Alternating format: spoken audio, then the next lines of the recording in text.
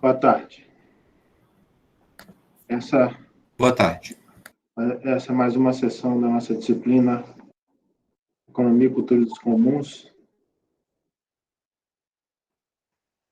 ligada aos programas de pós-graduação em Economia da UFPA e Cultura e Território da Universidade Federal do Norte do Tocantins. Boa tarde para todos. Hoje temos mais uma sessão para discussão do nosso conteúdo. Seguimos com a obra do nosso primeiro autor, Karl Polanyi. Professor Denival, palavras iniciais. Boa tarde. Estou muito empolgado por estar aqui hoje. Muito obrigado. Gente, vamos lá, né? Vamos discutir os 3 textos do Polanyi, né? Textos fantásticos, assim, muito esclarecedores, né? É isso. Ok. Bem, vamos começar então com uma breve tentativa de recuperar o nosso caminho até aqui. Primeiro, de um ponto de vista mais geral, vou falar, em seguida peço que vocês, alguns, se disponham aí a recuperar os pontos principais que ficaram claros e, eventualmente, os que não ficaram claros. Numa perspectiva bem ampla, nós estamos nessa disciplina, como eu tenho repetido todas as sessões, trabalhando com uma hipótese que está implícita ou explícita em todos os trabalhos que nós vamos ler, que é o fato de que as economias não podem ser compreendidas numa perspectiva exclusivamente de mercado. Isso está ligado à discussão do nosso projeto diretamente. Compreender a existência, o significado e as possibilidades do debate sobre o comum, tanto na sua expressão de pesquisa como ferramenta heurística para o conhecimento da realidade, quanto como componente de uma agenda de transformação social. As duas coisas não são idênticas, mas elas não são separáveis apenas do ponto de vista didático e heurístico. Pressupõe que nós tenhamos clareza a respeito do que são economias. A primeira das lições que nós temos insistido aqui é que não se pode, realisticamente, do ponto de vista histórico, mas também do ponto de vista contemporâneo, confundir economia e mercado. E aí você pode se formular a pergunta, eu espero que você se formule. Então, por que é que eu confundo? Eu confundo porque a realidade é uma disputa. A realidade não é um dado, no sentido de que ela não é uma coisa acabada. A realidade está em disputa. O significado, a compreensão e as possibilidades da realidade estão sempre em disputa. E existem elementos hegemônicos e não hegemônicos. A interpretação hegemônica do mundo que nós vivemos reforça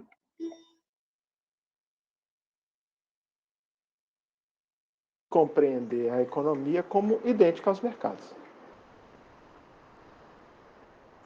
É por isso que nós estamos aqui gastando, queimando a nossa pestana, como diz a minha mãe, para separar as coisas. Existem os mercados como parte das economias.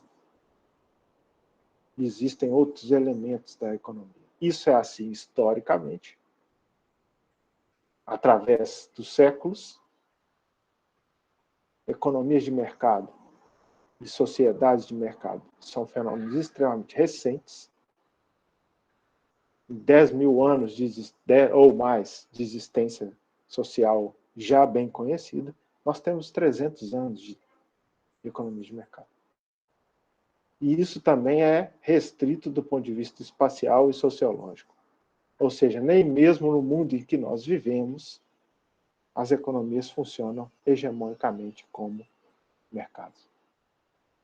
Se a gente entender isso, a partir da obra do Polanyi, não é a única entrada possível para isso, mas é uma das mais frutíferas, eu diria, nós vamos ter capacidade de avançar para compreender o fenômeno do que nós chamamos comum, que ainda não está bem esclarecido, mas há de ficar, espero eu, ao longo da disciplina. Certo?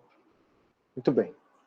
Feita essa recuperação do significado amplo do nosso esforço nessa disciplina,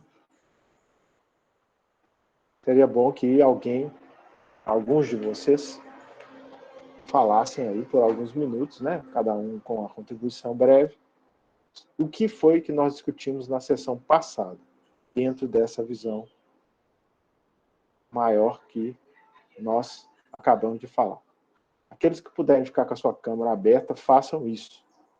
É muito importante ficar com a câmera aberta. É muito ruim dar aula para a gente que você não vê o rosto, ok?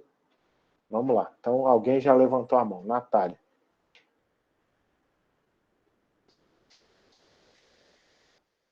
Natália? Aparentemente não. Alguém mais? Quem quer falar? Se você não falar, a gente vai ter que fazer aquela indicação básica. Professor, eu lembro que a gente havia discutido sobre os cercamentos, que mudou um pouco a base da economia, que era no caso, com base em elementos não privados, e isso meio que cria as mercadorias fictícias, que o Polanyi chama. Deixa eu ver outra coisa que a gente discutiu também. Tiago, isso aí Oi? Isso da aula antepassada, né? Onde Você está falando? Só situa para a gente não se perder. Cercamentos. Onde e quando? Isso eu acredito que foi na aula passada. Eu não estou com ele aqui no livro porque eu estava acompanhando a discussão aqui no grupo. Foi o professor Dernival que citou. Tá, tudo bem, mas eu só estou pedindo para você tentar lembrar aí cercamentos, situar isso no tempo e no espaço. Onde e quando? Certo, no período medieval, né? O século eu não vou lembrar. Eu acho que é isso que eu consigo resgatar da última discussão. Tá legal. Ok. Camila. Depois Natália. Eu lembro que nós falamos sobre que trabalho, terra e moeda, portanto, que são produzidos para a venda, é uma descrição de mercadorias fictícias, foi isso? Inteiramente fictícias. Falamos sobre isso. Falamos sobre isso, que foi no capítulo 6. Né? Então, olha, então vou fazer perguntas que eu espero que isso esteja claro. O cara diz que a economia não é feita só de mercado. Então ele está dizendo que tem outra coisa. Que coisas são essas?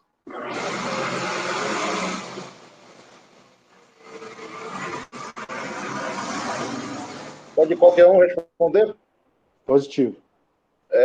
Assim, não mercado, mas você tinha redes, né, de centralidade, né, que existiam com centralidade, a questão locacional, a exemplo das ligas lá, né, que tu mas Cassiano, quais são os termos dele, Cassiano? Não vamos fugir.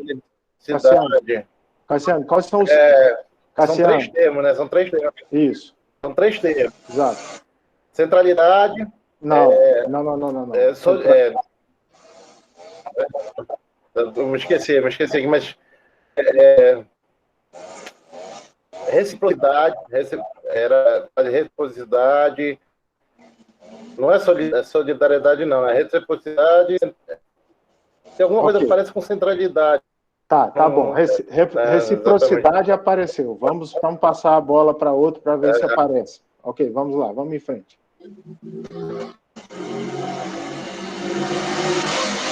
Natália, você vai falar? Eu queria falar só um pouco de um resumozinho do que eu entendi, né, professor? Pois é, Sobre mas as espera diversas aí só um pouquinho. Então, espera só um pouquinho, então, Natália, para a gente não se perder. Isso é muito importante. Se não entender isso, não vai andar. O cara disse, a economia não é mercado. Os mercados fazem parte da economia. O Cassiano falou uma coisa que corresponde ao que nós discutimos aqui. São 3 outras formas. Gente, isso aí tem que guardar. Se não guardar isso aí, não vai fazer nada. Isso aí é o beabá. Formas de integração econômica. Cassiano falou um conceito. Reciprocidade. Quais são os outros 2? Redistribuição. Positivo. Seria isso? E mais o quê? Domesticidade. Sim, senhor. Wagner, fale aí para nós um pouco sobre essas 3 coisas. São os princípios de comportamento e padrões institucionais, né? Dentro lá do terceiro capítulo, que a gente colocou a questão desse pensamento inglês, questão da economia e mercado da Inglaterra. E algumas coisas que eu coloquei como reciprocidade ligado à simetria, redistribuição ligado à centralidade e domesticidade ligado à autarquia. Ok. Tá bom. Mais algum passo adiante aí? Alguém pode falar o que caracteriza cada uma dessas coisas? Reciprocidade tem a ver com qual tipo de comportamento e por que é ligado com a ideia de simetria e assim por diante, né? Domesticidade, autarquia, redistribuição, centralidade. A reciprocidade está ligada mais àquela questão da proximidade, né, de grupos, né, por meio de amizade, por exemplo, parentesco, a questão status, né? Então, é isso que acho que molda a reciprocidade, né, no caso, né? Certo. Vamos, então, mais alguma contribuição? Gente, isso aí é o nosso beabá, hein? Professor, Haller. Cassiano, só um pouquinho. Vamos ver se tem outras pessoas que também têm contribuições.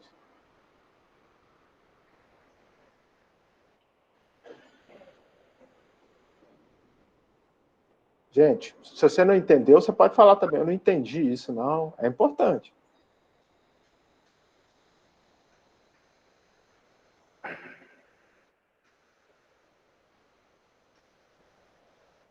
Eu só queria perguntar se um exemplo que eu tenho assim em mente, ele se encaixa aí na reciprocidade, né? Por exemplo, a questão dos mutirões de camponeses que se ajudam na limpa de um terreno para o roçado, né? E isso é feito sem cobrar nada, né? Isso é feito, tu faz aqui no meu quintal, no meu terreno, daqui a um mês eu vou lá no teu e faço também, né? Seria esse exemplo da reciprocidade, para marcar assim, mais ou menos? Essa é uma possibilidade, sem dúvida. Uhum. Leidiane. Boa tarde a todos. Me surgiu uma dúvida na questão autorregulação, né? Venda no mercado, aí fala trabalho, dinheiro, salário, aluguéis. E eu queria que, se possível, o senhor desse uma clareada nas minhas ideias, por favor. Certo. Isso é importante. Então, apenas insistindo um pouco mais, queria que alguém falasse aí sobre redistribuição.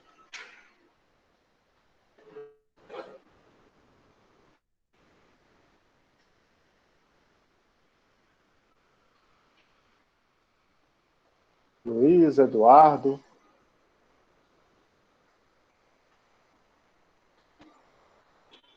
Oi. Bom, a redistribuição ela não pode ser entendida sem o aparato institucional associado a ela, né, que é a centralidade. Então, a redistribuição ela está associada a algum tipo de assimetria, né, de poder. Pode ser assimetria de poder. Então, por exemplo, um Estado ele vai se apropriar, né, ele tem um poder de dispor da produção das pessoas que constituem, né, esse Estado, ele vai tributar, né, vai recolher e depois vai redistribuir para as pessoas que são necessitadas. Então, nessa relação está implícita uma certa assimetria, né, é uma relação de troca que é unidirecional, no sentido que só uma pessoa toma a decisão pelo costume, pela lei, enfim, qualquer outra regra que esteja, não precisa ser apenas escrita. E Luiz, Oi. mas só uma questão. A redistribuição é sempre para necessidades ou para os necessitados?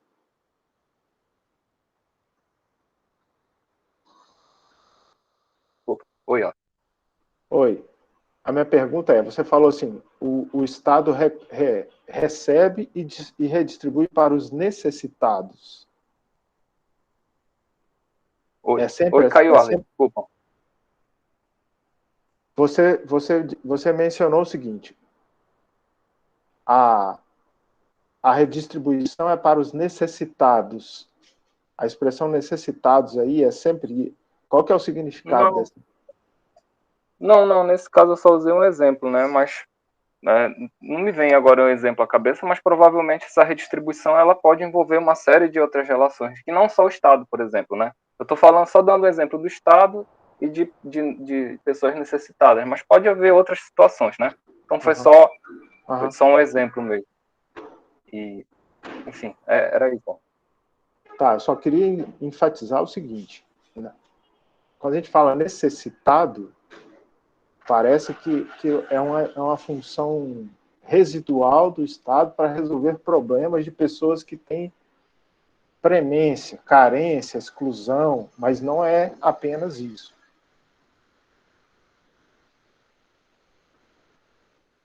Nesse caso... O crédito, por exemplo, que o Estado ele dispõe para o agronegócio, por exemplo, é um exemplo de redistribuição e não está atrelado a nenhuma pessoa que está passando por... O país não está passando por uma necessidade, por uma...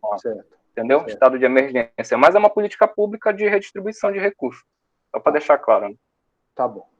Então, para a gente encerrar essa parte, eu estou botando um pouquinho de pressão em cima de vocês, para vocês... Senão vocês vão meio passar de bobeira por essa coisa. É um assunto difícil, né? Mas que não é impossível de ser compreendido. A primeira coisa é você um pouco aceitar a premissa. Nós estamos diferenciando economia e mercado. Não existe mercado.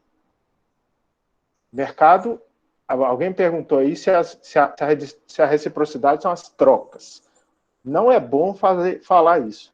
Porque troca, o Polanyi está associando com troca de mercado. A reciprocidade tem a ver com relações de prestação mútua de trabalho, como o Cassiano mencionou, prestação mútua de produtos, baseada em obrigações recíprocas. Troca, nós vamos reservar esse tempo para falar no mercado. A redistribuição é uma coisa anterior, que eu estou enfatizando desde o início. Isso não é uma coisa do passado. O exemplo do Luiz mobilizou isso muito bem. O Estado pratica redistribuição. Por quê? Porque ele recolhe... O Estado moderno, o Estado brasileiro, o Estado americano, o Estado francês, de 2021, ele tributa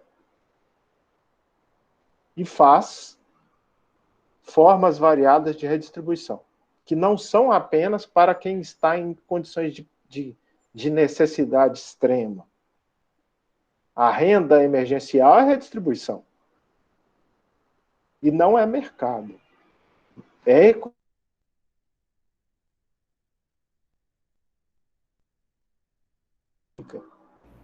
Travou de novo, professor. Travou. Oi. A gente escutou até você falar mercado. Pois é. O Estado mantém a universidade pública. O Estado mantém, ou costumava manter, a Previdência Social. E assim por diante. O SUS. Então, esses mecanismos todos continuam válidos, embora subsumidos numa economia predominantemente mercadológica, organizada por mercados. Tá bem? Então, é isso que nós estamos... Se você não entendeu tudo, você precisa reter algumas coisas. Nós estamos dizendo que tem uma espécie de heterogeneidade na composição da economia. As três outras coisas, além do mercado, que existem, segundo o nosso autor, são redistribuição, reciprocidade e domesticidade. A domesticidade é um padrão econômico ligado à existência de grupos que produzem para si mesmos. Grupos autárquicos, que são os domicílios. Por exemplo, os domicílios camponeses. Denival. Bem, eu vou tentar traduzir um pouco isso para uma linguagem, talvez, historiográfica e antropológica, para fazer uma ponte com os meninos aí, tá? Que estão aqui com a cara de perdidos, profunda. Eu só queria... acho que um conceito que é importante, que a gente está repetindo o tempo inteiro, é esse conceito de instituição, né? Eu acho que a gente precisava falar um pouco dele, inclusive, né? A ideia de institucionalidade, de institucionalização, né? Porque, assim como economia, quando você pensa em economia, você pensa no mercado, quando você pensa em instituição, você pensa no Estado, né? Então, a gente precisa diferenciar que quando a gente está falando de instituição, institucionalização, a gente não está falando de Estado. A gente está falando de padrão de acordos sociais, de lógicas, né, que conduzem a acordos sociais, né? E essas lógicas, né, elas podem ser formalizadas pelo Estado. Elas podem se tornar, a partir desses acordos sociais, essas regras sociais de conduta, elas podem ser formalizadas pelo Estado, né? Como aí o Feijão falou do crédito para o agronegócio. Tá? Então, é um exemplo de redistribuição, que é uma lógica social instituída e estabilizada socialmente, né, de diversas formas, em diversos grupos, e que o Estado formaliza dentro do seu aparato burocrático, né? Então, quando a gente está falando de redistribuição, de domesticidade, a gente está falando de lógicas que são socialmente institucionalizadas pelos diversos grupos sociais ou pelas diversas sociedades, né? E essas lógicas, elas conduzem ou elas orientam, né, a ação social no que diz respeito a esse fenômeno que a gente está abarcando, que a gente está chamando de economia. Por isso que a gente está falando que a economia não é o mercado. Por quê? Porque o mercado é uma forma dessa institucionalização, né?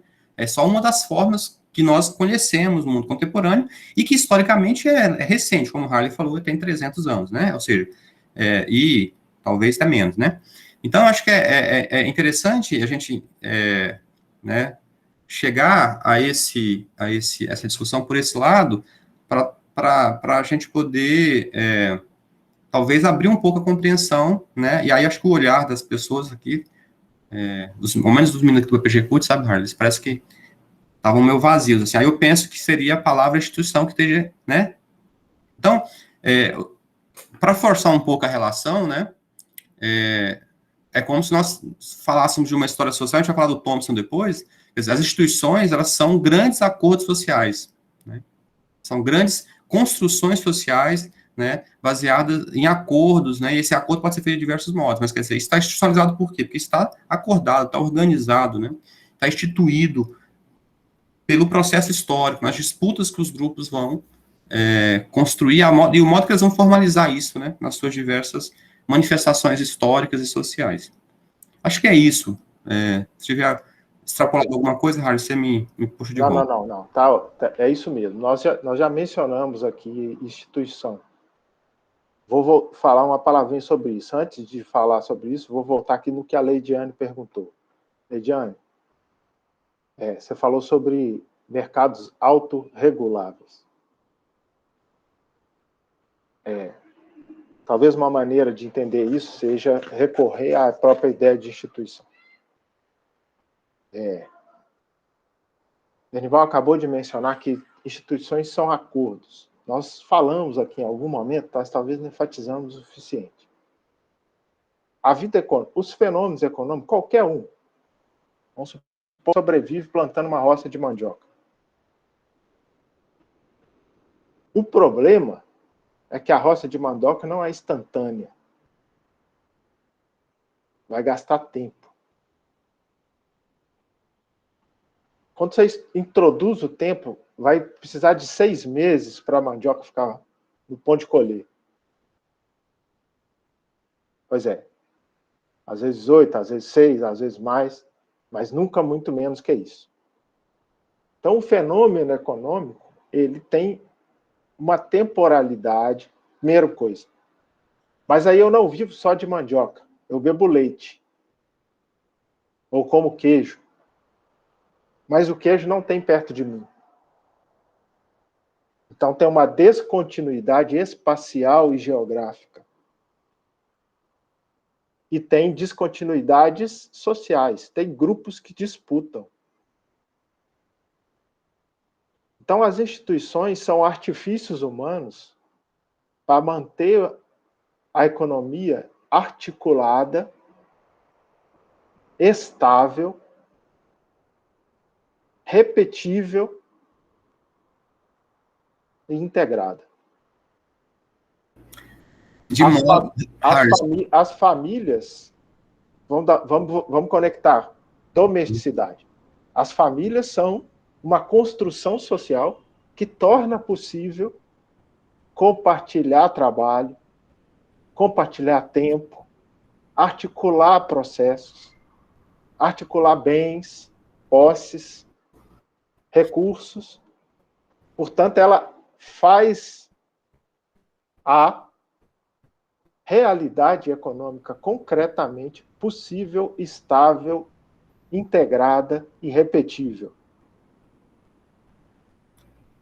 Agora, a última coisa, para chegar na ideia de mercados autorregulados. Os mercados são integrados por interesses individuais, concorrência, dinheiro e busca de lucro. Isso não está presente numa organização do tipo que eu acabei de descrever, que tem como fundamento as relações de proximidades parental, de parentesco. Nós poderíamos falar o mesmo sobre as outras. Por isso que o Dernival enfatizou com razão que a palavra, uma das palavras-chave aqui é a instituição. Agora, compreenda a instituição como artifícios humanos de integração, articulação, estabilização, redução de riscos e repetição confiável dos processos de produção da vida material. Dernival.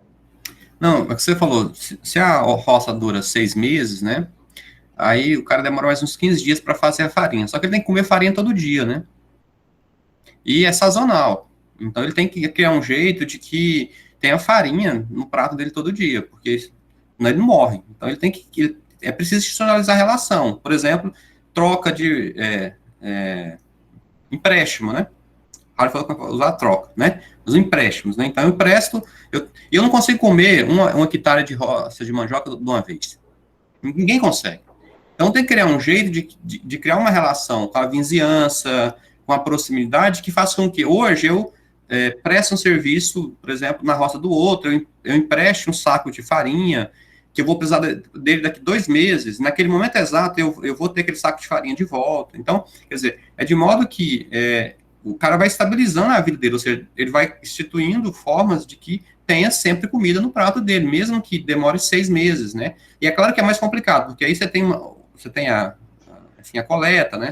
Um camponês real, ele tem muitas outras formas de fazer isso, mas assim, é para entender, né? Ou seja, se o cara precisa de 8 meses para a roça ficar pronta, ele faz uns 15 dias a farinha, ele precisa disso todo dia, então o que ele vai fazer? Ele vai ter que criar um jeito, né? Vai ter que criar acordos sociais, porque ele precisa sobreviver, mas o vizinho também, o outro também, então você acaba criando acordo social, né? E aí a prestação mútua é uma forma de resolver isso, né?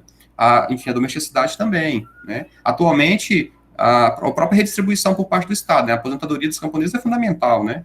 O empréstimo rural é fundamental. Então, quer dizer, é nesse sentido.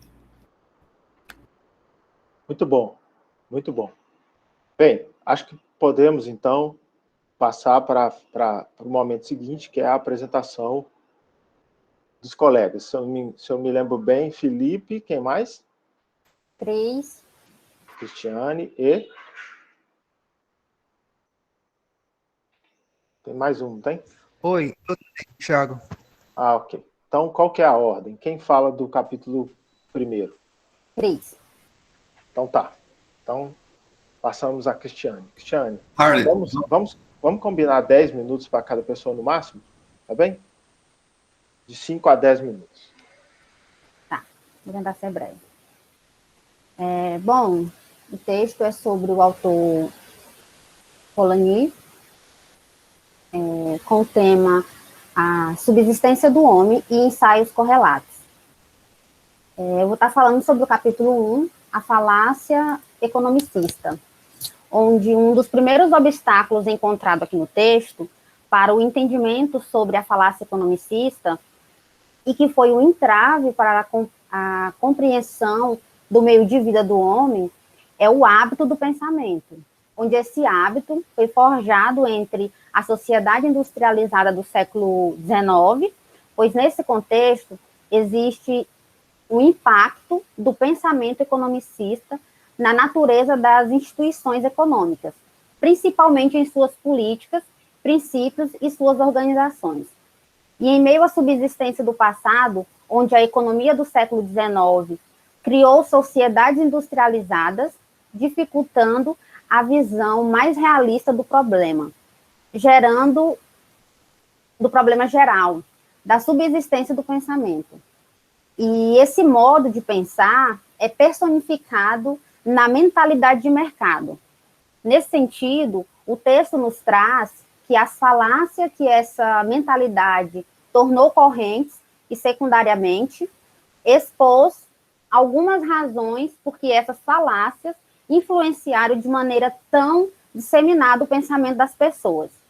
Dessa forma, a industrialização cria hábito de pensamento que se traduz numa mentalidade de mercado. Nesse sentido, o texto nos traz que quase nunca é permitido resumir a ilusão central de uma era em termos de um erro lógico. Mas, em termos conceituais, é impossível descrever de outra maneira a falácia economicista.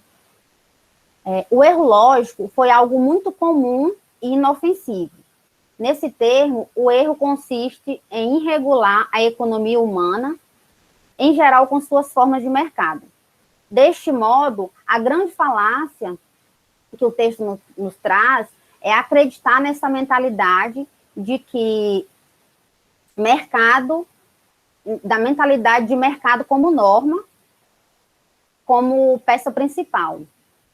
Outro aspecto importante é de classificar e medir as sociedades onde não pode existir sociedade que não possua algum tipo de economia substantiva.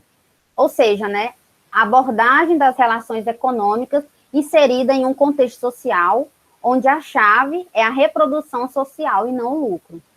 Pois se existissem, eram tidas como sociedades incompletas.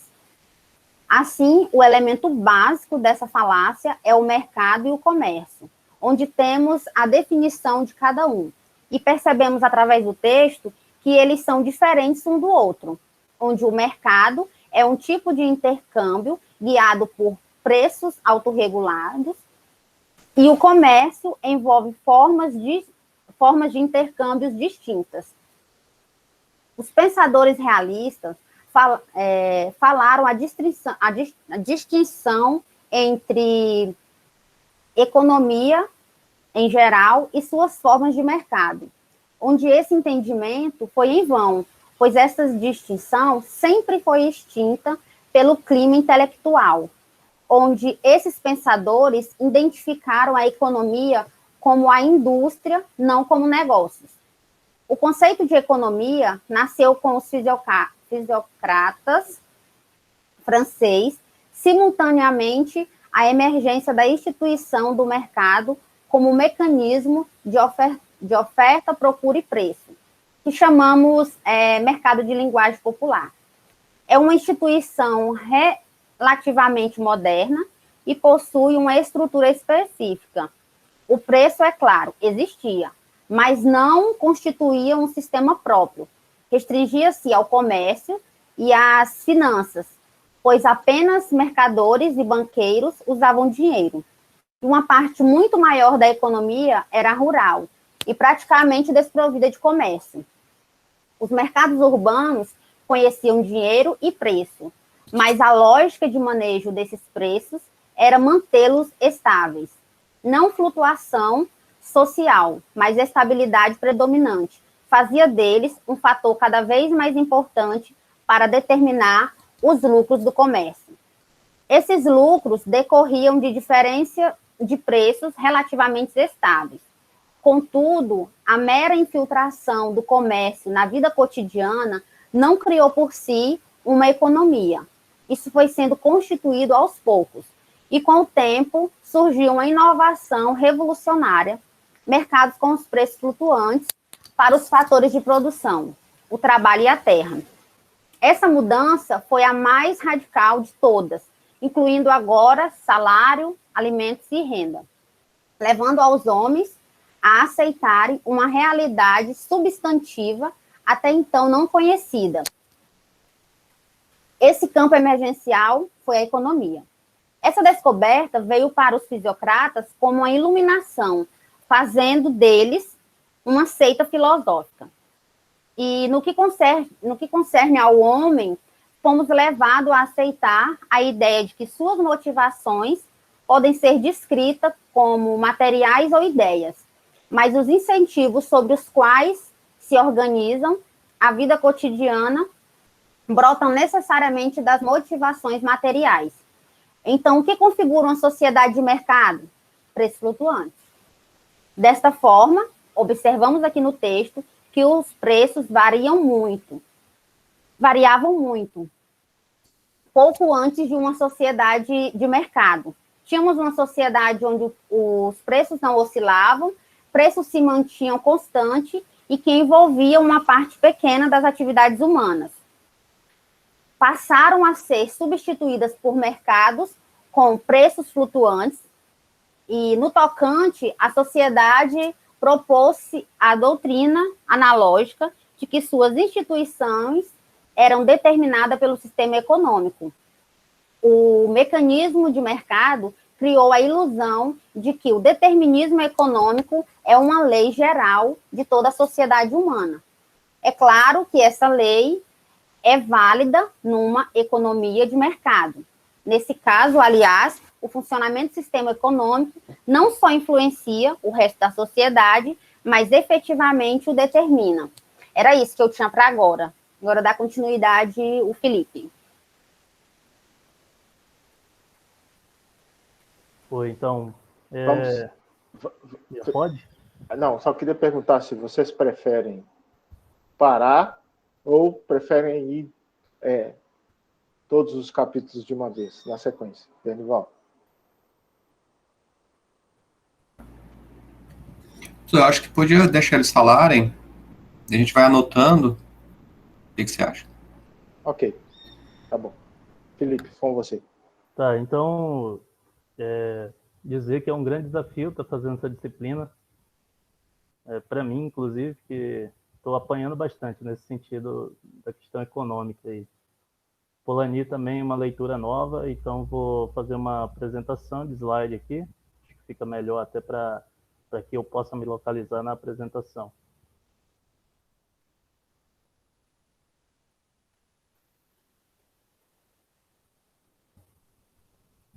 Espero que vocês estejam vendo aí. Então, o capítulo seguinte do Polanyi, ele vai versar sobre os dois significados do termo econômico, né? Ele já começa esse capítulo, inclusive, dizendo sobre os dois tipos de termos econômicos que ele acha interessante ser debatido, e, inclusive, o que foi aí, o que vem sendo discutido no grande debate econômico. Então, os dois são pautados aí na definição formal e substantiva do termo econômico, sendo o formal um caráter lógico da relação meio-fins, estou vendo a definição do termo econômico ligado à escassez. Então, a grosso modo, a definição formal de econômico Felipe, não está passando. Não? Não, porque se você projetar a tela maximizada, a gente vê. Se você projetar uma janela, não vê. É. Deixa eu parar aqui e voltar.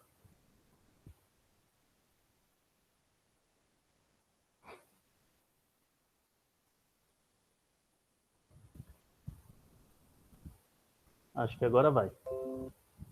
Putz.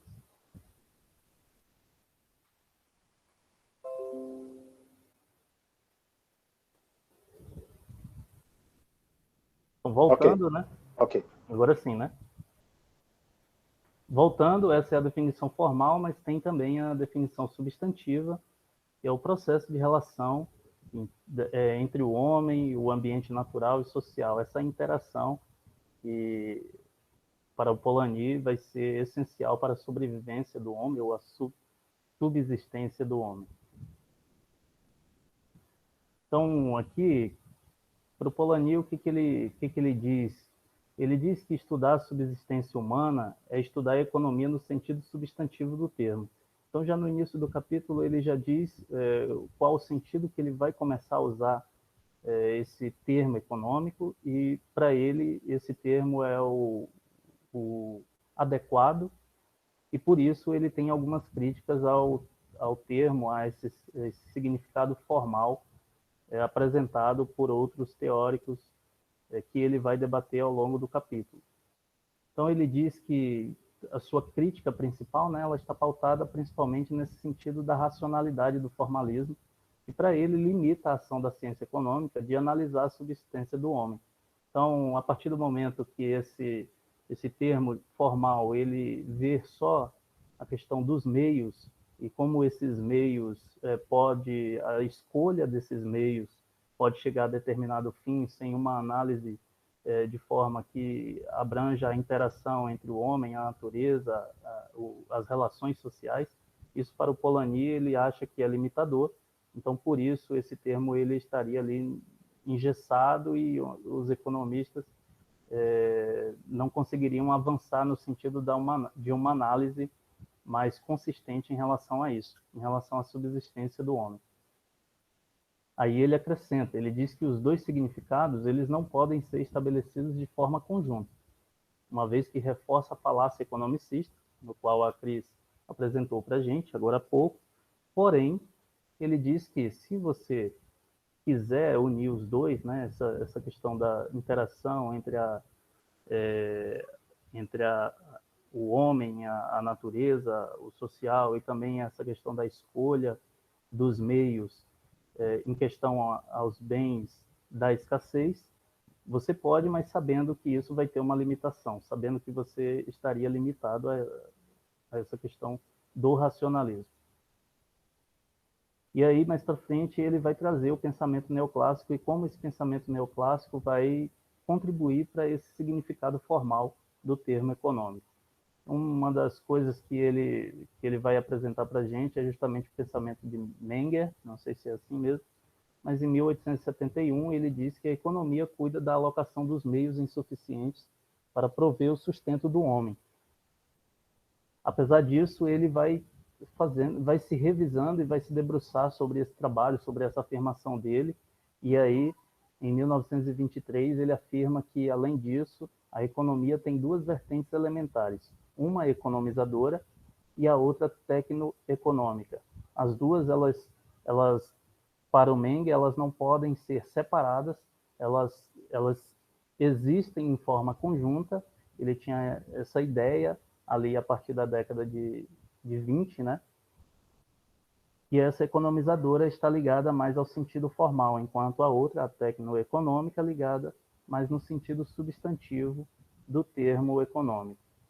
Porém, a partir da década de 30, alguns outros teóricos também pertencentes a esse pensamento neoclássico, eles fazem duras críticas ao pensamento de Menger, justamente, principalmente em relação a essa segunda revisão dele, esse segundo escrito, em 1923, onde ele coloca essas duas vertentes elementares.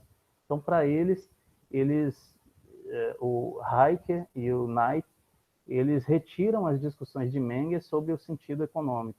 E, a partir disso, passa a vigorar o sentido formal e retira o sentido substantivo das discussões econômicas.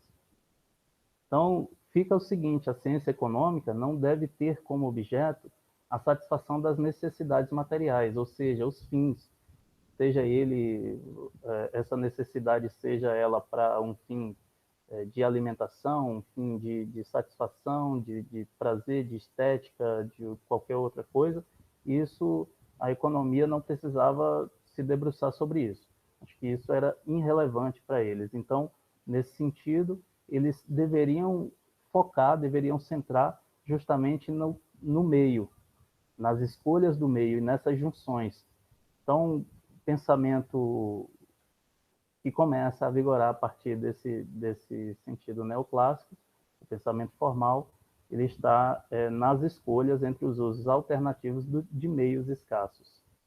E aí é onde vai começar a crítica de Polanyi ao significado formal. Porque para o significado formal, dentro de um sentido implícito, né, o Polanyi diz que o significado de formal é tirar o máximo proveito dos recursos disponíveis. Então, você vai combinar meios, vai combinar algumas formas, né, de como chegar ao determinado fim, para que você tire o máximo de proveito desses recursos. Por quê? Porque para a economia formal, para o significado formal, todos os recursos são insuficientes e estão ali num estado de escassez. Isso é importante a gente ter em mente, porque para o Polanyi, essas coisas elas não fazem tanto sentido assim. E a gente vai ver mais para frente por quê. É importante também mencionar que nesse significado formal, a mercadoria ela é transformada em bens econômicos. E aí a gente tem, para que um bem seja econômico, ele tem que ser útil e escasso. Nesse sentido, às vezes, a gente pode se deparar com algum tipo de bem que ele pode ser útil para a humanidade, mas ele não tem uma rivalidade ou não tem um interesse econômico nisso. Então, para ele ser um bem econômico, ele não basta ser só útil.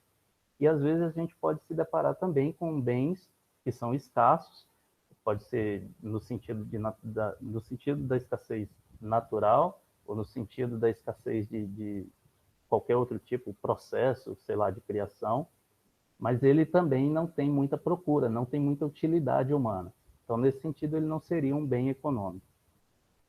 E aí eu estou falando isso porque, no sentido formal, né, esses bens econômicos, eles vão ser utilizados através de uma escolha que é induzida por uma insuficiência de meios. Né? Então, a gente tem aí, não sei se eu vou conseguir fazer isso, mas o exemplo da farinha, que é a produção da farinha que vocês mencionaram.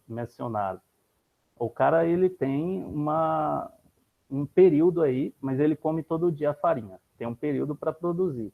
Então, ele tem vários tipos de meios que ele pode fazer para que, no fim, ele tenha ali uma dieta de farinha todos os dias. Então, esses meios, eles são múltiplos. Daí a gente atira que ele pode doar para o vizinho, uma parte o vizinho devolve, ele pode guardar, ele pode substituir a farinha por outra coisa por enquanto, ele pode, sei lá, modificar a sua dieta ali por enquanto, até chegar ao final da sua produção e a colheita. Mas que para a economia formal, essa farinha ela teria então ali um significado insuficiente, já que ela só estaria pronta daqui 6 meses e ele seria influenciado a escolher, por exemplo, estocar farinha, ele seria influenciado e seria quase que obrigado a estocar farinha para que ele não passasse fome. Então, por isso, uma situação de escassez, no qual o Polanyi não concorda. Nem eu sei se esse exemplo é bem adequado, mas tentei aqui colocar na minha cabeça isso. Então, o eixo que eu acho em relação a essa questão do sentido formal é colocar a centralidade dos bens econômicos e a escolha dos meios para atingir determinado fim. Ao fazer isso, as ciências econômicas elas se preocupam justamente nisso, em estudar a centralidade dos bens econômicos e como essas escolhas podem atingir determinado fim, aproveitando o máximo possível os recursos disponíveis. Felipe. Estou terminando, tá? Tá bom. 2 minutos, tá bom? Ok. Então, aí o Polanyi diz que a escolha, justamente, a gente tem uma escolha, mas ela pode ocorrer por meios suficientes e insuficientes. Então, no caso da farinha, a gente pode citar vários tipos de escolha que o agricultor pode ter, que o camponês pode ter. Esses meios, eles podem ser suficientes, eu posso ter um produto, um bem, de forma suficiente, ou posso ter também de forma insuficiente. Já aí o Polanyi já tenta desmontar ali aquele negócio do formal de insuficiência numa situação de escassez. E ele diz, para que exista escassez, deve haver insuficiência de meios e várias outras condições. Não basta só haver, por exemplo, numa casa, eu vou fazer uma compra, eu tenho o meu salário por mês e o meu salário não dá para eu fazer a compra do mês. Não basta ser só insuficiente, eu tenho que ter outras condições para que haja uma situação de escassez. Até porque no mês seguinte eu vou receber novamente. Então dá para a gente ter outras alternativas ali. E a satisfação máxima do uso racional dos meios não se restringe somente à economia humana. Então, ele vai colocar outros exemplos.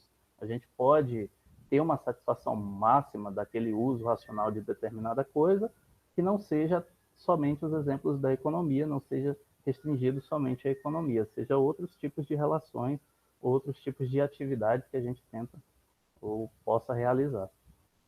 Então, a subsistência do homem pode ou não envolver a necessidade de escolha. Essa é a crítica. E temos também a falácia da escassez de que todas as coisas as coisas materiais. Então, eu acho que foi a maior contribuição aí que eu achei para mim é que a sociedade de mercado ela vai ser inserida, né, em nossas realidades a partir de um momento que começam a se direcionar que todos os produtos materiais, todos os mercados materiais, eles estão escassos. E por isso a moeda, para tudo você vai precisar do dinheiro e a moeda vai ser essa mediadora das relações. Então, a partir disso, para que você seja inserido no meio social, na vida social, você tem que estar ali com o dinheiro e com a moeda, senão você não faz parte disso. E aí ele coloca a economia substantiva como uma alternativa à economia formal. É justamente essa questão da interação, né, da natureza e tal, resultado material de sobrevivência, e as duas espécies de troca, que é a localização e a apropriação, que a gente pode discutir aqui no debate, né, não vai dar tempo também de falar sobre isso. Eu também não sou muito fácil, eu converso muito, acho que meu tempo está acabando, mas só para deixar registrado que o Polanyi deixa a economia substantiva como uma alternativa e também como um meio das ciências humanas, das ciências sociais, entrarem nesse campo da economia para que a gente possa analisar melhor essas relações sociais através da economia. Obrigado. Valeu, Felipe, muito bom. Thiago. Olá, boa tarde. Boa tarde. Todos escutam? Explicando a todos, eu preparei aqui um slide, mas eu não estou conseguindo abrir, viu? Uma apresentação, mas eu posso estar encaminhando por e-mail ou deixando lá na pasta, tá bom? Eu vou falar aqui, fazer uma síntese, na verdade, do capítulo 3, tá bom? Ok. Se puder, coloque agora lá que as pessoas já abrem e acompanham. Tá, só um momento.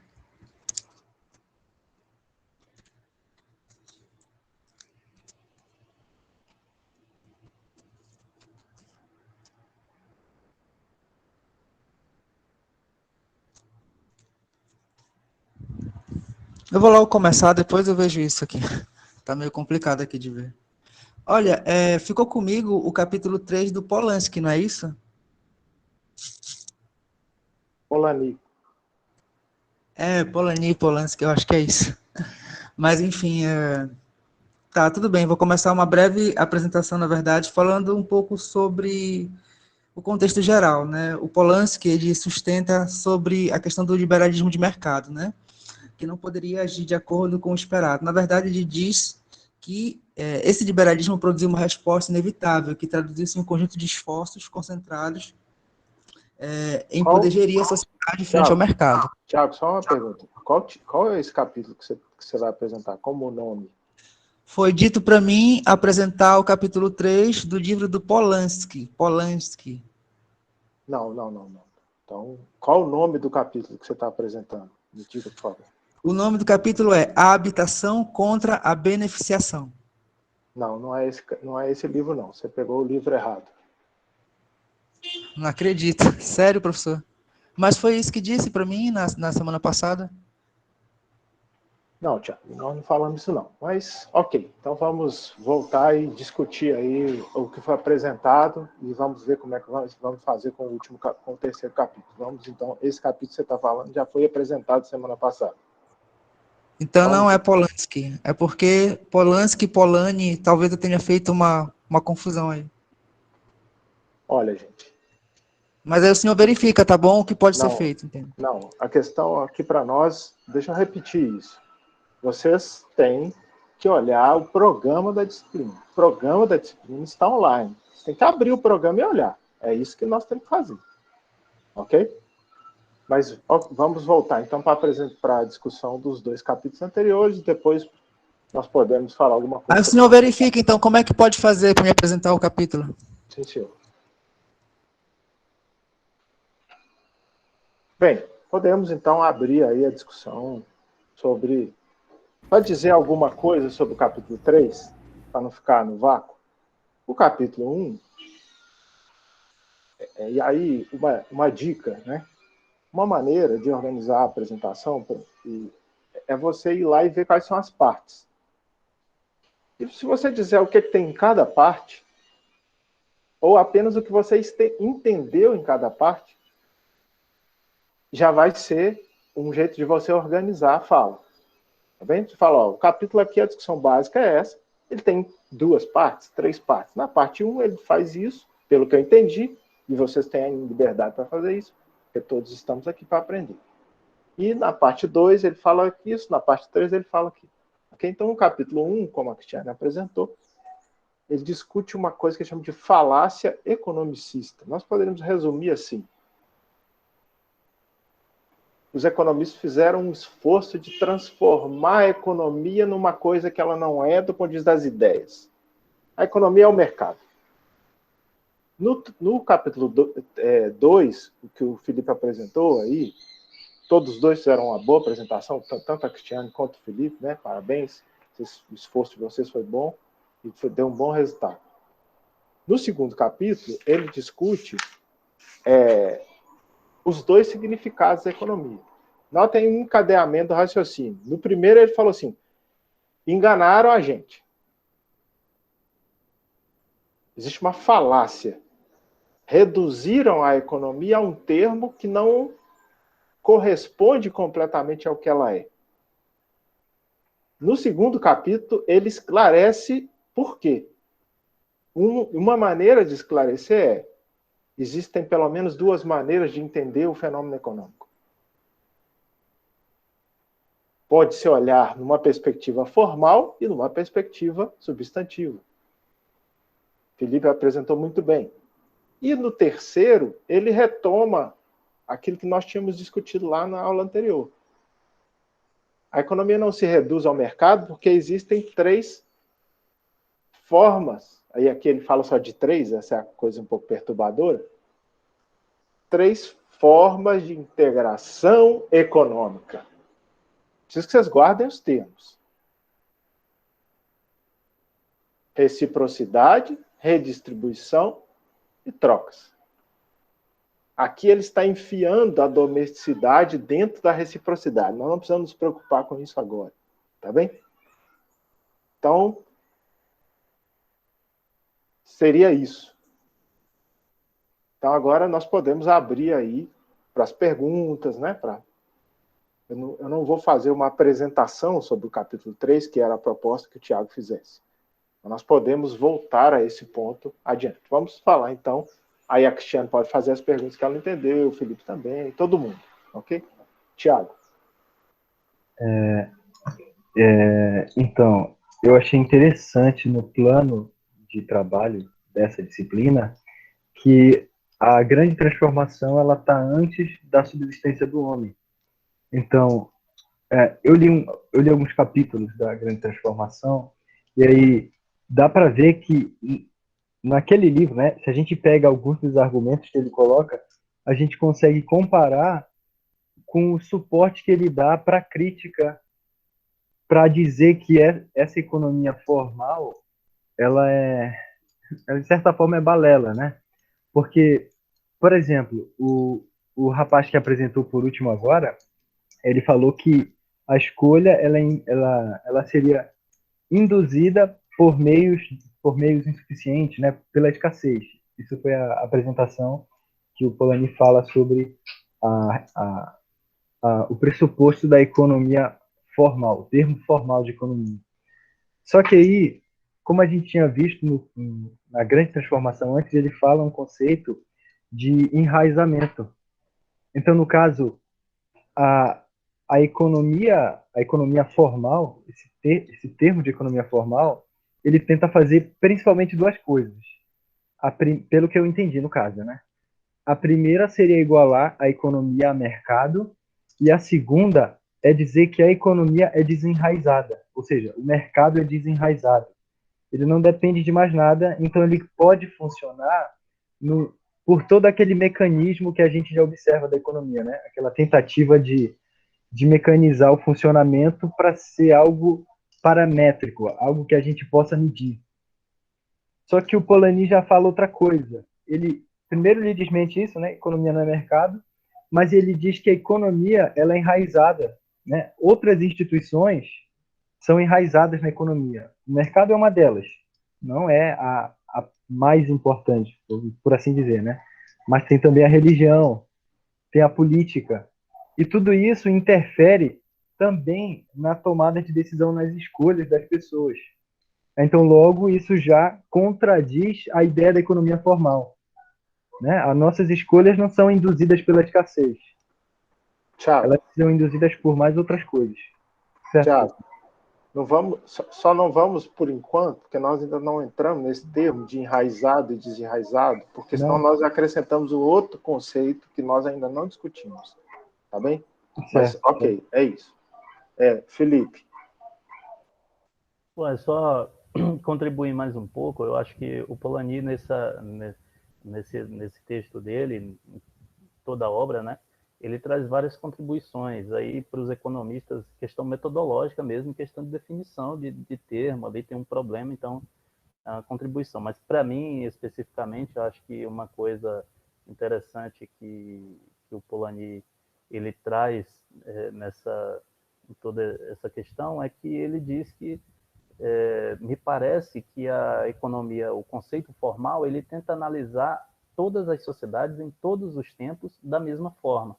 Então, nesse sentido, o Polanyi ele sai fora um pouco. Ele diz, não, peraí, se a gente, por exemplo, pega sociedades pré-capitalistas ou sociedades que ele vai colocar ali no termo primitivas, né? Acho que não é um bom termo, mas ele coloca ali sociedades primitivas. Elas sobreviviam antes, elas tinham a subsistência. E acho interessante porque ele coloca ali no período neoclássico, no pensamento neoclássico, ele traz o Menger, que já pensava sobre isso, né? Ele faz o seu segundo ensaio, o seu segundo texto, justamente para tentar dizer assim, olha, eu também estudo sociedades arcaicas, primitivas, e eu quero pensar mais sobre isso. Então, por isso, ele tira os dois níveis elementares, né? Os dois conceitos elementares de economia. E é a partir disso que o Polanyi ele vai trazer essas outras contribuições na perspectiva substantiva de economia. E aí, para refutar essa questão da escassez, né, que o Tiago acabou de falar aí, ele traz o Aristóteles, né? Ele traz os pensamentos ali de Aristóteles e tal. É um pouco confuso para mim, eu não É uma coisa que realmente... Nossa, esse Polanyi me deu trabalho, viu? Eu sonhava com ele, porque eu não entendo... Enfim, estou começando agora aí, mas essa questão Felipe, Oi. só nos diga uma coisa, Sim. que você mencionou muito bem aí, mas para marcar isso, como é que ele caracteriza a economia substantiva? O que marca a economia como uma coisa substantiva? Uhum. Então, eu vejo assim, que o Polanyi ele traz uma coisa interessante nessa questão substantiva, que é colocar ela em dois níveis, a interação entre o homem e o meio ambiente e a institucionalização desse processo. Inclusive, foi uma pergunta que eu fiz aqui mais cedo, se essa formalização dessa institucionalização, ela só podia ser pelo Estado. Eu acho que, depois vocês falando, até me responderam. Mas eu acho que o que marca mesmo nessa questão substantiva e que consegue fazer ali uma análise da sociedade, da economia atual, moderna, né?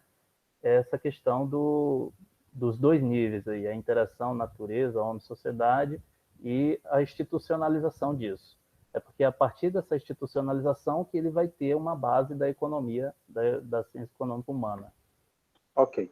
Agora, Luiz quer falar. Luiz, se você puder, nos diga alguma coisa sobre por que ele chama de substantivo nessa relação homem-natureza, se você puder falar alguma coisa sobre isso.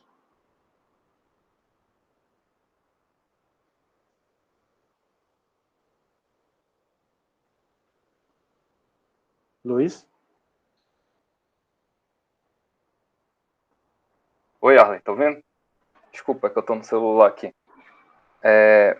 Bom, primeiro aqui, deixa eu tentar pegar o gancho do Felipe aqui, que eu ia falar justamente sobre esse anacronismo, né, histórico, que o Polanyi ele começa falando, né? Isso que o Felipe falou é um anacronismo histórico. O mercado nem sempre existiu. E a economia formal ela não consegue explicar todas as realidades, né? E ele foi muito bem nesse sentido, né? Eu ia falar um pouco. Mas aí, qual é uma contribuição para a questão da economia formal? A relação entre escassez, insuficiência e escolha, né, elas são interligadas na economia formal. Polanyi vai dizer o que para a gente? Olha, os meios só vão se tornar escassos pela ação do mercado, né? E ele dá até o exemplo da terra, por exemplo, da terra que era comum e se tornou uma propriedade privada durante a transição do feudalismo para o capitalismo, né? Então, uma coisa que eu acho que tem que ser interessante a gente destacar, né, em função da nossa disciplina. O mercado ele vai tornar os recursos, né, vai tornar os recursos escassos. E ele faz isso, geralmente, não estou falando em todos os casos, se utilizando de uma outra instituição que é a propriedade privada, né? Então, eu acho que é uma coisa que a gente pode destacar e que, quem sabe, mais lá para frente pode ajudar a gente, né? Bom, qual era a pergunta mesmo, Arlen? Desculpa, que eu estava tentando mexer aqui.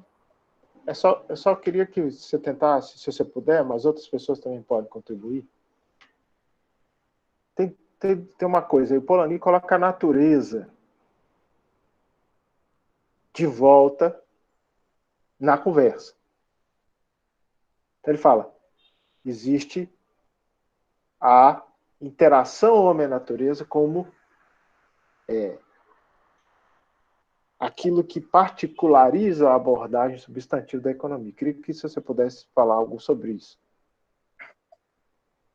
Tá, ok. Bom, para falar disso, eu tenho que falar um pouco da economia formal, né? A economia formal, como o Felipe bem colocou aí, ela é construída em cima de uma abordagem que ela tenta formalizar o raciocínio, né? É uma construção abstrata. Então, ela vai se pegar principalmente a analisar a necessidade, mas a necessidade em termos abstratos, né? A economia substantiva não. Ela vai voltar para o que é mais essencial numa economia, que é satisfazer as necessidades materiais de sobrevivência do homem. É por isso que o Polanyi vai dividir a economia humana em duas etapas ou dois processos. Um é a interação homem-natureza, e a outra é a institucionalização desse processo, que são, né, eu sempre uso as duas coisas juntas: reciprocidade, simetria, centralidade, a redistribuição, autarquia, domesticidade, né? E a troca e o mercado, a permuta. Então, é uma combinação desses dois elementos sempre, né? Instituição e a forma de integração. E para a gente entender a economia, a gente tem que voltar para a questão material, porque a economia formal ela deixa isso numa lógica muito abstrata, muito abstrata. A coisa legal é que, se a gente parte do substantivismo, né, da economia substantiva, a gente consegue explicar o mercado. Mas se a gente parte do mercado e análise formal, a gente exclui toda a análise substantiva da economia. É por isso que o Polanyi ele tem que separar o que é formal e o que não é, né? Tudo na economia é um processo que é institucionalizado. Por exemplo, o Arley e o Dernival estavam em dúvida se o processo de produção da mandioca é 6 meses ou 8 meses, né? Se fosse um agricultor que produz mandioca, ele saberia. Por quê? Porque a prática dele, ele está acostumado, ele está habituado, ele está padronizado, ele sabe qual a técnica. E mais uma coisa, né? As instituições, às vezes, elas bloqueiam a escolha. Acho que era com isso que terminava, né, Felipe? O capítulo 4, desculpa, o capítulo 2, né? Por exemplo, o camponês que produz farinha, às vezes, ele não tem escolha da técnica que ele vai usar. Aquela técnica ele vem utilizando sempre e ele já está habituado. Ela já se reproduz, ela já é permanente, como o Arley deu vários sinônimos para a gente entender o que é a instituição, tá? Aí, Arley, eu não sei se era bem isso que tu querias, mas se tu quiser pode complementar, porque essa questão substantiva e formal é uma discussão bem complexa mesmo. Sim. Parabéns para a colega que apresentou, porque realmente é uma coisa complicado, e é essencial, porque entra numa questão de construção do conhecimento, da ciência, né? Como diz o Arley, a gente foi enganado a pensar que a ciência, ela sempre funcionou só de uma maneira, né? Isso. Ok. Obrigado, Luiz. Dernival, depois outros colegas que queiram intervir também. Eu queria fazer um comentário meio paralelo, assim, que eu acho que tem uma outra questão também, Harley, talvez duas, que seria importante tocar, que é a própria concepção de racionalidade que o Polanyi traz, né? Então, se há uma falácia economicista de né, colocar como a mesma coisa economia e mercado, também há uma falácia racionalista, né, de colocar a razão como um tipo de razão específica, né,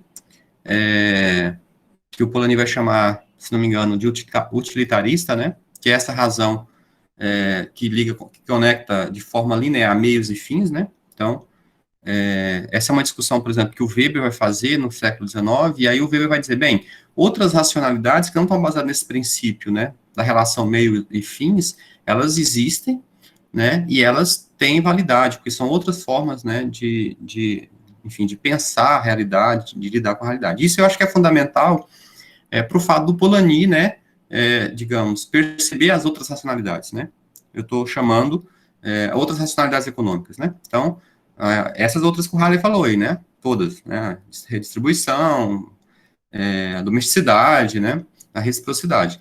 Então, essas são outras racionalidades, né, e acho que esse é um ponto interessante. Há uma falácia economicista e uma falácia racionalista, que o Polanyi desmonta, né. Esse é um desmonte que o Weber estava fazendo também, e me parece que o Max Weber, né, me parece que o Polanyi, a gente até falou isso com o Harley ontem, mais de meia-noite, né, não é só eu que vejo o Weber o tempo inteiro, né, quando eu estou olhando aqui, mas realmente tem me parece, né, ou na verdade, um movimento que era do mundo alemão daquele momento e que eu só conheço pelo Weber, né, mas que com certeza é uma discussão sobre a ideia de racionalidade, né. Uma outra questão que eu acho que é fundamental também, que me parece importante entender o Polanyi, é a relação dele com a antropologia, né, e talvez não com a antropologia, mas com o Malinowski, que é o grande fundador da etnografia, que tem uma relação, o Malinowski está fazendo, digamos, está mobilizando na prática um método que é a fenomenologia, que foi criado ali um pouco antes pelo Russell, que é a ideia de que, assim, você tem que estudar o fenômeno, né, e não as ideias que você tem a respeito do fenômeno, você tem que estudar o fenômeno, né, você tem que estudar a economia, talvez seja isso, né, estudar a economia real, né, então, talvez, me parece que essa ideia de economia substantiva, né, seria o núcleo, né, do fenômeno, a partir de uma perspectiva da fenomenologia, né, e que me parece fundamental para entender, né, ou para chegar à compreensão desses conceitos, né, que o Polanyi vai construindo. Então, dito isso, eu queria fazer a pergunta para o Harley, né? De novo, né? Eu fiz essa pergunta 2 anos atrás, vou fazer de novo hoje, talvez faça ela no final da disciplina, né? Ou seja, então já dá para a gente falar que os comuns são uma instituição da economia substantiva, né? Acho que essa é a pergunta para a gente. Ou uma das instituições, né? Os comuns são uma das instituições da economia substantiva, né? Ou comum é uma forma de economia substantiva. É isso. É uma pergunta para o Harley, se ele quiser responder, né? Mas é uma pergunta para todo mundo também, que... Bem, eu repito isso com tanta frequência que eu não sei se eu já falei isso aqui, né? Muito embora a ciência ocidental tenha uma pretensão de se abrigar nas abstrações, nós não podemos perder de vista que a abstração é um momento do real. Ou seja, a abstração é uma ferramenta que eu arranco da realidade e começo a interagir com a realidade através dela. Então, eu diria que, por um lado, o conceito, a economia substantiva é uma abordagem do fenômeno econômico. Então, existe a abordagem formal, existe uma abordagem substantiva. Ao mesmo tempo, para piorar, baseado no que eu acabei de falar, a economia existiu até o século XVIII e XIX fundamentalmente como um fenômeno substantivo, que estava baseado na relação dos homens com a natureza e entre os grupos humanos. Mas essa realidade estava cercada, amarrada, articulada, limitada por instituições, como o Tiago Luz falou antes. Por isso que alguém, não foi o Polanyi que usou esse termo, eu acho, alguém começou a discutir a ideia de que o Polanyi discute ou aborda a economia como um fenômeno que está enraizado na sociedade. Só que, a partir do século XVIII e XIX, vai aparecendo uma prática que se emancipa dessas raízes e avança para práticas cada vez mais formais. Essas práticas formais também viram realidade. E aí, a coisa se complica, né? Porque a separação entre fenômeno e ideias, ela eventualmente não existe. Por quê? Porque a ideia brota do fenômeno e a ideia altera o fenômeno e o fenômeno altera a ideia, né? É um contínuo. Não sei se os colegas estão entendendo bem isso. Não é a nossa questão central aqui agora, mas é apenas um destaque. Assim. Bem, então a pergunta que o Dernival fez. O comum, como que nós relacionamos isso à economia substantiva? Nós podemos dizer que o comum é uma instituição. É uma maneira de articular e estabilizar o mundo. É uma construção, né, social, histórica, para estabilizar a relação com a natureza, notem, e com os outros grupos humanos. Mas o comum não é a economia substantiva, percebe? Eu acho, eu diria. A economia substantiva é uma coisa maior. Por quê? Porque você poderia, eu não sei, nós poderíamos encontrar situações onde existe reciprocidade e não existe comum. Não sei dizer, teria que analisar isso, percebe? As nossas ferramentas agora são reciprocidade, redistribuição, domesticidade, trocas. O comum pode aparecer nessas coisas todas ou só em umas. Não sei bem. Mas a gente já sabe que uma coisa intervém na outra. No fundo, é difícil dizer que sempre é isso ou sempre é aquilo. Mas eu diria que o comum é uma espécie de institucionalização da relação com a natureza e com os outros. Arley? Foi, Luiz. Só para complementar, eu destaquei aqui uma parte do texto, quando ele vai mostrar, né? Ele disse que a economia humana é a interação entre homem e natureza e o processo de institucionalização, certo? A interação, né? Acho que a interação, ela vai se dividir em movimentos de localização e apropriação. A apropriação, ela está relacionada à propriedade, certo? Então, dependendo da forma de integração econômica, a gente vai ter uma combinação diferente do movimento de localização e apropriação. Tá? Isso está claro lá no Polanyi. Então, eu acho que uma forma da gente conectar isso que tu falaste aí, dos comuns como uma instituição, mas que não é a economia substantiva, é entender qual é a relação do comum com esses movimentos de apropriação que envolve propriedade. Porque uma coisa a gente tem certeza, comum e propriedade privada são coisas diferentes. Talvez antíteses, não sei. Né? Mas que estão mais ou menos no mesmo plano, né? Isso, que não se excluem, digamos assim. Eles convivem, há um conflito ali, ora um avança, ora outro retarda, mas eu acho que a apropriação, o movimento de apropriação relacionado às formas de integração é o caminho para a gente tentar entender isso. Tá certo? Concordo, Luiz. Essa parte aí nós não chegamos a discutir. É uma coisa que tem muito angu aí. Os textos são curtos e densos, né, Eduardo? Isso. Então, boa tarde, pessoal. Quando eu leio o Polanyi, assim, é um esforço muito grande que eu faço para, dentro da proposta aqui da discussão que é trazida na disciplina, né, de tentar esmiuçar de fato o que Polanyi ele está querendo trazer, e não tem como você não trazer, não existe a neutralidade, né, de você não conseguir trazer outros elementos de fora, principalmente que compõem a sua bagagem, né, do ponto de vista metodológico, crítico, né. Então, assim, eu não sei se é uma analogia interessante a se fazer, né, mas quando eu vejo essa discussão da economia substancial, né, substantiva, e a economia formal, na analogia que eu estava propondo, né, que eu estava pensando, me parece que o conceito da economia substantiva está muito ligado à própria experiência.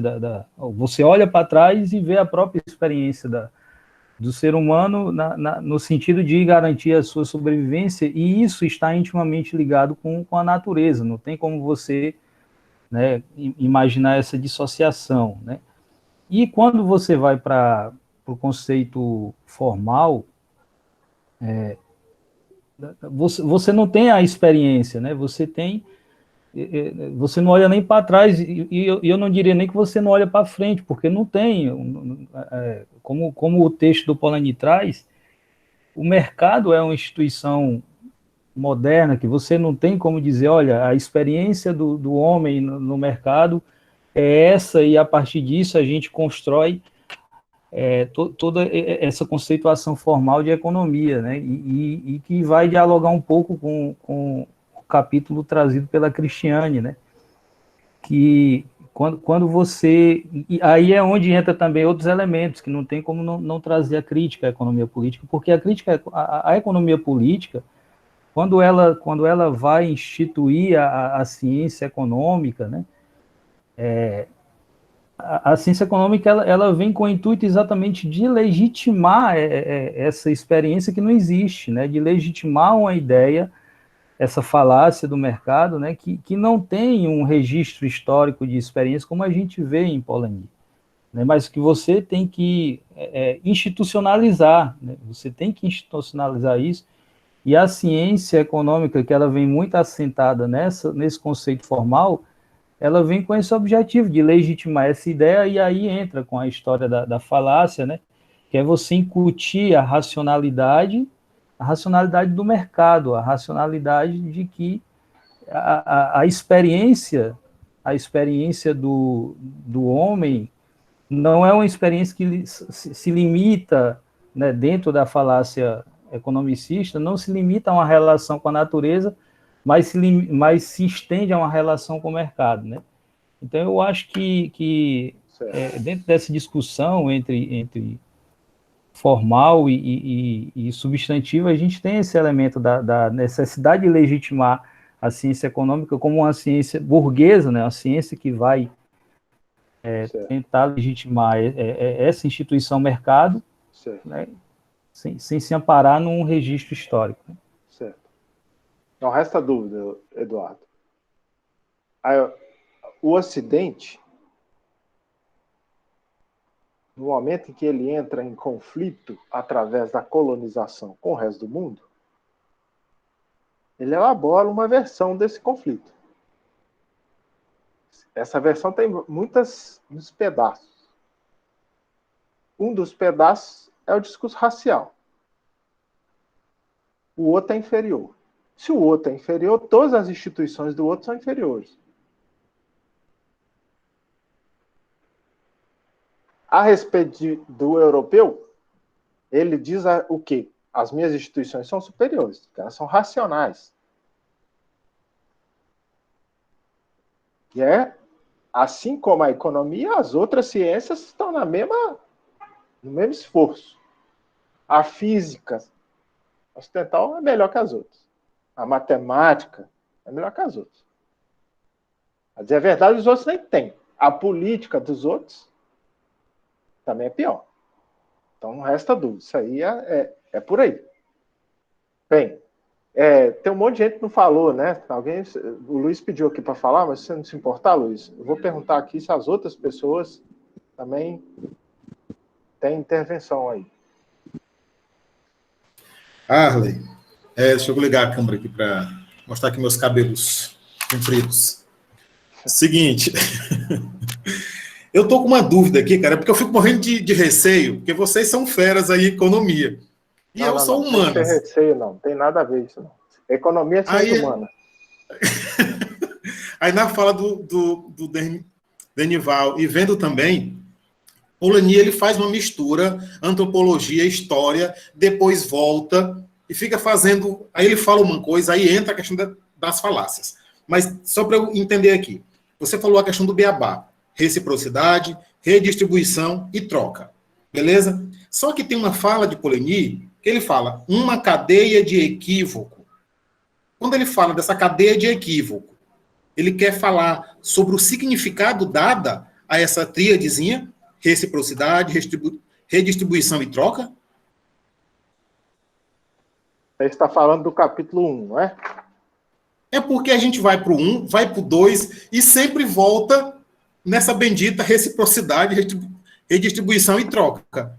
Pois é. Isso na minha cabeça. Wagner, é por isso que eu falei que é o beabá. O beabá a economia não é só mercado. Se não é, tem mais o quê, então? Porque as pessoas respondem, eu estou vendo só o mercado. Aí o Polanyi te diz, você não está olhando para o passado e você está olhando para o presente com um olhar informado por uma falácia. O passado não tem dúvida nenhuma. Você olha para trás, você é o super-homem, você vai lá para o espaço, olha para o passado. Ao você olhar para o passado, você não tem dúvida nenhuma.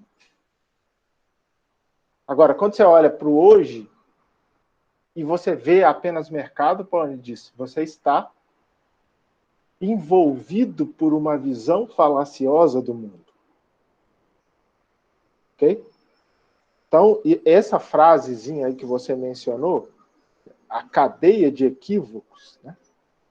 Isso está no capítulo A Falácia Economicista. Por que ele está falando que tem uma cadeia de equívocos?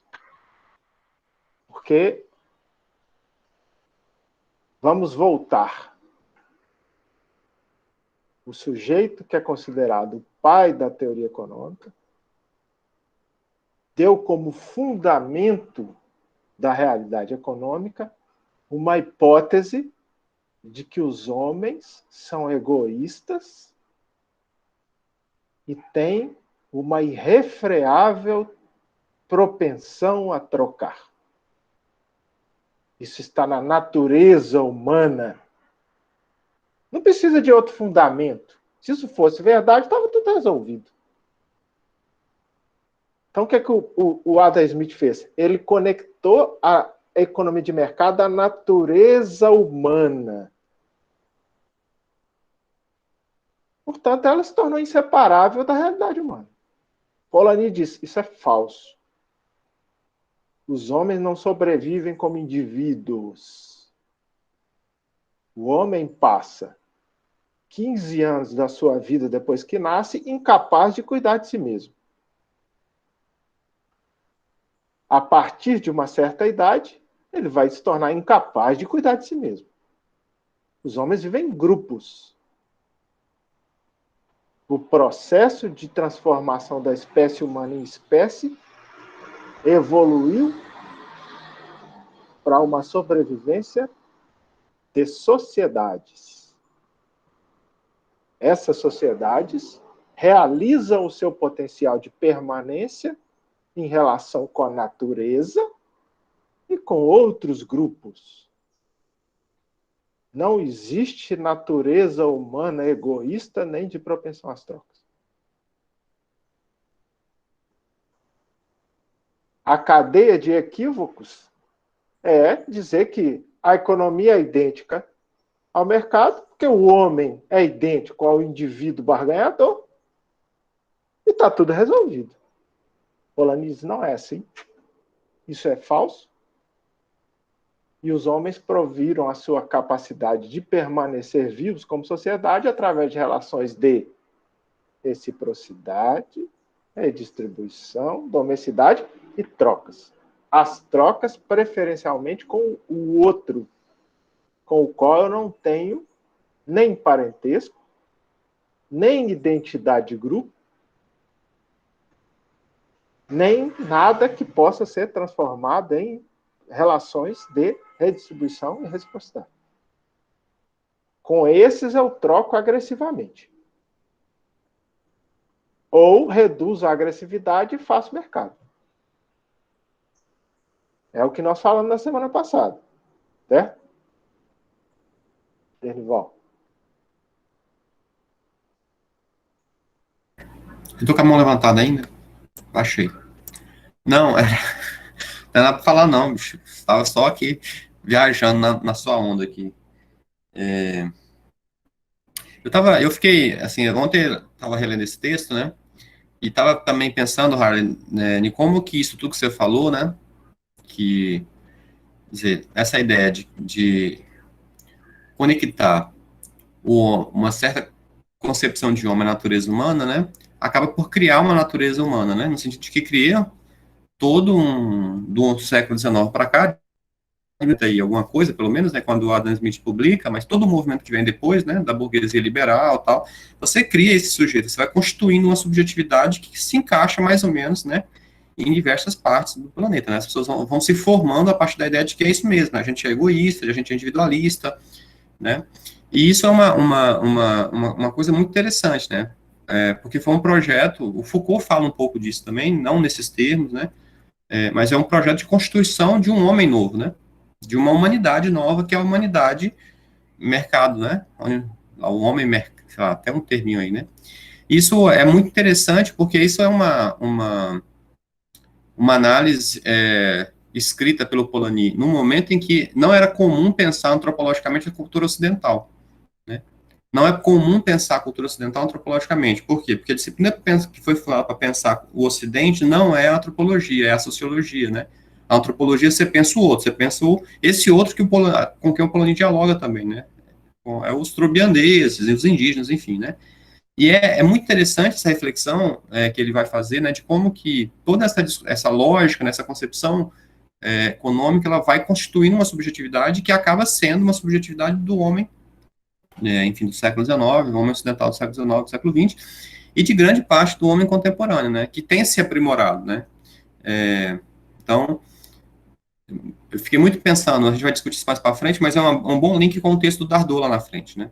Como que um sujeito que tem uma subjetividade ligada a essas lógicas, né? E que essa lógica vai se aprofundando, né? Então, o que o Dardot vai chamar de mercantilização da vida depois. Então, como que a lógica da mercadoria vira a lógica central da organização da vida de todo mundo, né, ou do mundo contemporâneo. É isso, assim, acho que é um destaque interessante para a gente poder depois conectar lá na frente com o Dardot e Laval, né. Bom, mais questões? Daiane? Não, Arles, Oi. eu só ia falar que no primeiro parágrafo logo do capítulo 1 da falácia, ele começa a falar disso que vocês estavam tratando aí, né? De que há um hábito de pensamento enraizado, pautado numa civilização específica, que é a ocidental do século XIX. E daí é aquele mecanismo que o Arley falou, né? Você pensa, aí você age, aí você vai pensar sobre a forma que você agiu e as coisas vão são interdependentes e vão agindo de forma acumulativa, né? Então, primeiro você pensou de forma uma racionalidade econômica, o homem agiu, aí a prática veio uma revisão, e assim a gente foi causando, ao mesmo tempo que se constrói o fenômeno, se pensa sobre ele, e a teoria econômica, a gente usa o termo de normalizando, né, o cotidiano das pessoas, né? Ela foi embrincando todas essas, a busca pelo lucro se tornou como um marco do mercado, né? Existe isso no mercado, né? Mas existem as outras formas de integração econômica que existiram antes, existem hoje e vão continuar existindo aí, né? Até que se diga o contrário. Exatamente, Luiz. Inclusive, lá no final do livro, A Grande Transformação, Polanyi vai fazer a discussão sobre o que ele chama de duplo movimento. Ele chama de duplo movimento a seguinte constatação. O surgimento das economias de mercado repõe a uma escala planetária uma espécie de vai e volta que está baseado na seguinte coisa, assim, bem geral. Existe uma relação de produção da vida econômica que é feita de maneira onde os conflitos são reduzidos à sua forma mais atenuada. Isso está por dentro das relações de domesticidade, de reciprocidade e, de alguma maneira, também de redistribuição. Nas trocas de mercado, é o contrário. O conflito é pelo resultado ou pelas possibilidades de fazer a vida material existir, é acirrado. Então, são dois polos, percebe? Numa perspectiva, você caminha para a construção de formas mais comuns, porque não tendentes à apropriação privada, e menos conflituosas. E o contrário. Tanto é que o Polanyi, lá naqueles capítulos que nós lemos para a última semana, ele fala que a verdadeira origem dos mercados é a guerra. A troca é uma troca belicosa que vai se atenuando para uma forma pacífica. Quando as sociedades de mercado nascem, isso ganha uma dimensão planetária.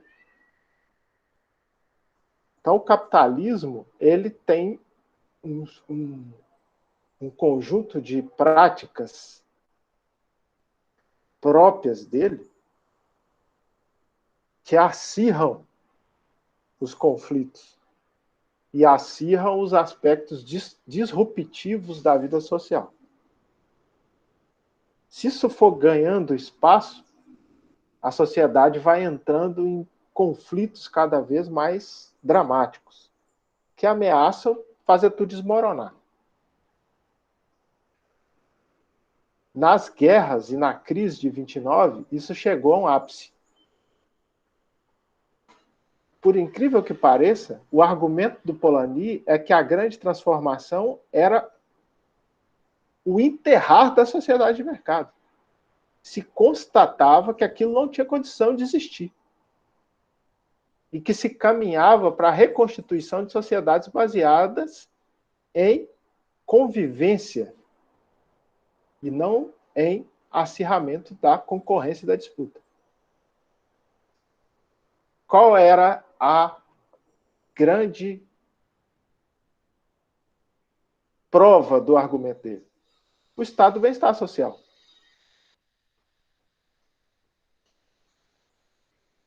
Por quê? Porque aquelas sociedades onde se pretendeu destruir o comum, inclusive, o comum no sentido bastante amplo, né? Aquilo que não é privado, desembocaram em conflitos insolúveis, guerras mundiais, crises catastróficas da economia, como a crise de 29. Então o Polanyi diz, isso é uma coisa do passado, foi um equívoco gigantesco. O que ele não... Ele deixou subentendido, né? Mas tudo isso pode voltar. Por quê? Porque tem um duplo movimento. Nós estamos no retorno do acirramento da concorrência, do individualismo e do privatismo. Agora, se isso for levado às últimas consequências, isso destrói a sociedade. Não é por acaso que a discussão sobre o comum voltou, né, minha gente? Faz sentido isso para vocês? Esse é o argumento do Polanyi, do livro inteiro, né? A grande transformação. Harry, isso desemboca sempre em militarismo, por exemplo, né? Sim. Como foi antes da Primeira e Segunda Guerra Mundial e como está rolando agora, né? Sim. A gente está num momento de militarização e, para usar o termo que o Feijão usou, né? Normalização da violência frente a esse outro, né? Que está fora da legalidade, né? Enfim, o imigrante, né? Todos esses sujeitos. Então, no final das contas, parece que esse momento que a gente está, né, pensando nessa lógica, é um momento que acaba levando a catástrofes mesmo, né? Então, porque uma coisa vai... Porque para segurar isso que você falou, você tem que militarizar a sociedade, você tem que proteger cada vez mais, você tem que concorrer cada vez mais, e aí você começa a garantir concorrência com a força das armas, e isso logo vira um problema, né? Vira uma catástrofe, né? E aí, talvez, antes disso, você consiga caminhar para o outro lado, ou depois de uma catástrofe, como foi na Primeira Guerra Mundial, né? Que é sentida como muito mais catastrófica que a Segunda, né? A Primeira Guerra é a guerra da catástrofe mesmo, né? A Segunda já tinha tido a Primeira, então, né? Não é, mas a Primeira foi, né, o grande trauma coletivo do século XX na Europa. Sim. Cassiano está perguntando se o mercado comum europeu pode ser considerado na resposta a essa crise. Talvez. É uma constatação de que acho que isso daí tem outra inspiração, né? A Europa estava tentando se habilitar para concorrer com os Estados Unidos. A constatação de que seriam engolidos como economias isoladas. Você pode dizer que sim, tá tudo, mas acho que é um outro... Você pode interpretar assim, mas não é isso que move o mercado comum europeu, né?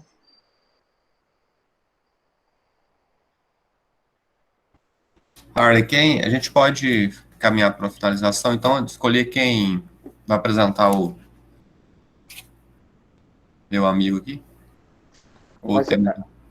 Na verdade, nós temos que consultar aí. Eu não sei se é esse o próximo passo. Vamos olhar aí eu olhei aqui no programa. No programa. Quais são os capítulos? Não, tem um do Polanyi, do 7 ao 10, é verdade. Tem...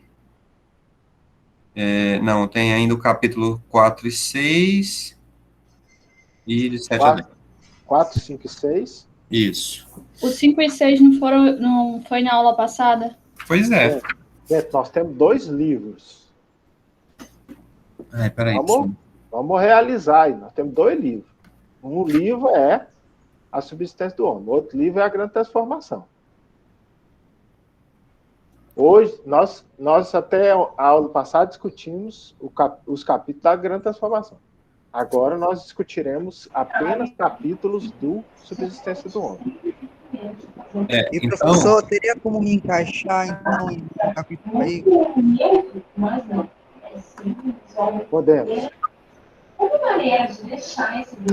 Cassiano, fecha o seu áudio para a gente. Então, vamos, então, aqui, Nós temos que fazer o combinado sobre a apresentação. Nós temos 3 capítulos para a aula que vem. São os capítulos... 4, 5 e 6. Vamos falar os nomes, né? Tem que olhar, só olhar lá o programa. Economia enraizada na sociedade. Exato. A origem das transações econômicas. Isso. E equivalência nas sociedades arcaicas. Exatamente. Esses 3. Isso aí. Então, temos 3 capítulos, podemos ter 3 pessoas. O Tiago Bandeira está dizendo aí, ele então fica com um dos capítulos. Agora, qual que é a orientação para essa apresentação, gente? Você precisa passar qual que é o conteúdo do capítulo. Então, uma ideia geral sobre o conteúdo do capítulo, procure construir isso. E aí, procure usar os tópicos que o autor coloca no capítulo. Ele tem uma introdução, depois ele tem... E fale de cada um dos pedaços, né? Tentando articular como é que isso ajuda a entender o argumento geral do capítulo. Tá bem? Tenta, então, organizar o pensamento através deste tipo de estratégia. Harley. Pois não. Eu queria fazer uma proposta, então, de alguém aqui do PPG CUT apresentar o 4, Economia Enraizada na Sociedade. Ok. O Tiago apresentar o 5. Certo. A origem das transações econômicas. Está acompanhando, Tiago? Sim, Polanyi, capítulo 5. Certo. Polanyi, subsistência do homem.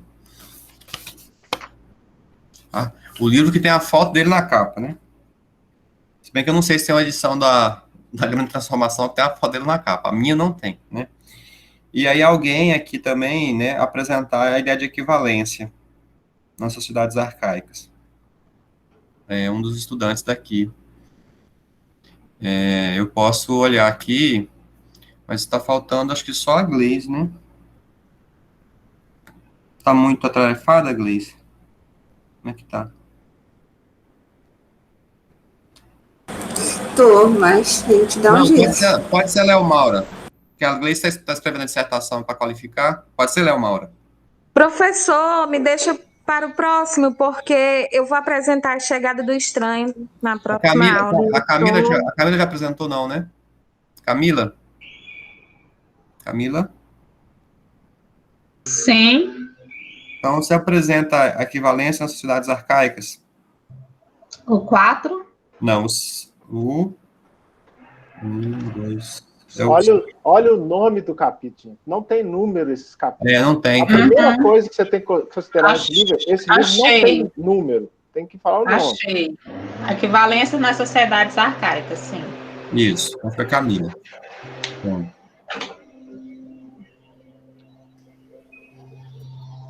Ok. Então... Eu queria só fazer uma pergunta. Pois não, Cassiano. Eu não consegui achar, viu, Harley, Denival, no nosso diretório aí, o livro. Então, eu tive que baixar da internet, só que naqueles visualizadores, eu queria, se fosse PDF, era melhor, entendeu? Como é que eu acesso esse daí? Gente, eu já falei lá na nossa página. Olha, gente, eu estou sendo chato com esse negócio da página, por quê? Porque é a interação que nós temos. Eu fui lá no diretório, tem 3 livros. Tem 3 livros. Certo. Quais são os livros que tem lá? Thompson, tem a Grande Transformação, tem 2 do Thompson. E a Grande Transformação. Então, meu amigo, qual que é que nós estamos discutindo? Nós estamos discutindo aqui o segundo do Polanyi, que é do homem aí, que tem a capa dele aqui. Esse que a gente está discutindo. Tá? Mas não encontrei. É o Thompson? Não, a gente está discutindo o Polanyi. Tá lá sim, Cassiano. Dá uma olhadinha lá. Se não tiver... Eu não achei, não consegui no diretório. Eu vou dar mais uma vasculhada, mas eu não consegui achar.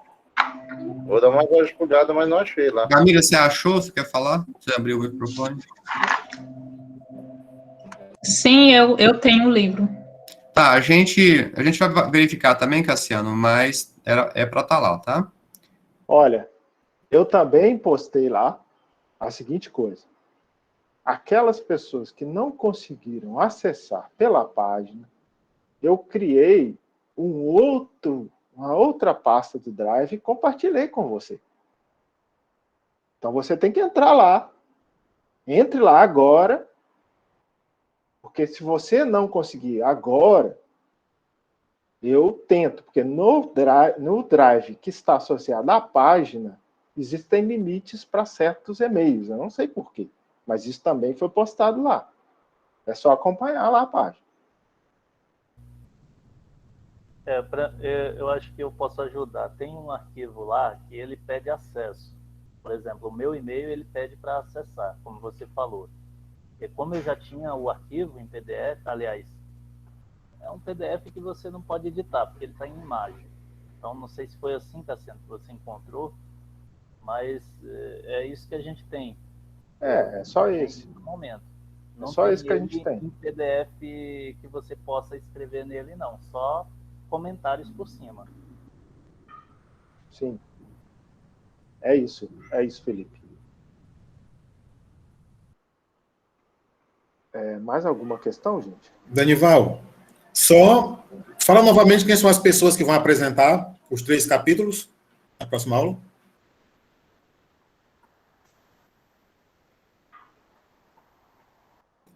Harley, eu consegui também aqui no site russo uma versão em PDF. Estou baixando. Não, é pior. Não é tão boa quanto aquela que a gente tem, não. É uma versão pior.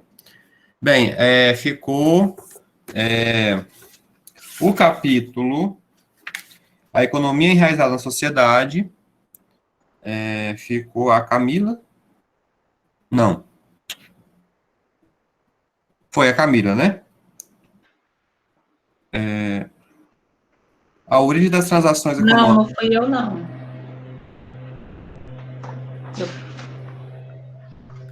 Só ficou definida a Camila, que eu lembre, e o Tiago Bandeira, também, que eu lembro. Com equivalências nas sociedades arcaicas. Tá, então vamos. Não, eu tinha. Espera só um pouquinho.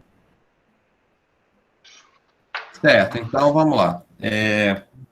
Eu acabei me confundindo aqui, então me desculpe. A gente precisa de alguém para economia enraizada na sociedade. Eu estou falando isso por quê? Porque aqui a gente discute muito o conceito de enraizamento, né, aqui no PPG Cult. Então, é um conceito que o pessoal pode dominar, certo? Então, o Tiago Bandeira. Então, eu fico com esse, não? Pode economia ser. Enraizada. Pode ser, né? Camila Ferreira, o capítulo 4.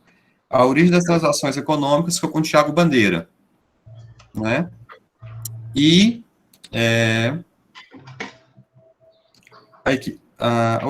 a equivalência das sociedades arcaicas, a gente precisa de alguém ainda. É isso.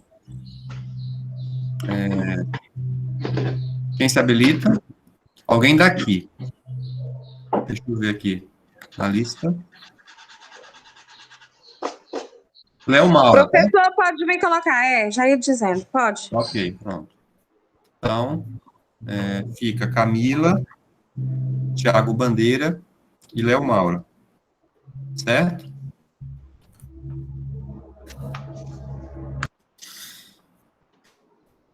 Então, seguindo a metodologia do Harley lá, fazer uma apresentação, né, que descreva os pontos principais do capítulo, ou, né, que você também pode fazer isso e, ao mesmo tempo, colocar dúvidas, né, que você foi tendo ao longo da leitura. É isso, né, professor? Sim. Se você fizer isso, note, você consegue dar uma fluência à sua apresentação. Você tem um caminho parecido com, me parece, que o Felipe fez. Ele falou que tinha muitas dúvidas, mas ele encontrou os pontos de apoio ao longo do caminho que ele conseguiu articular. Né? Muito bem. Então, acho que é isso.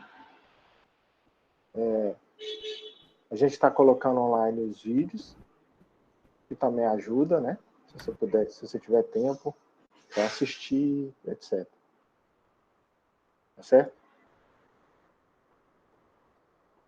Então tá, pessoal. Não temos mais perguntas. A gente encerra por hoje.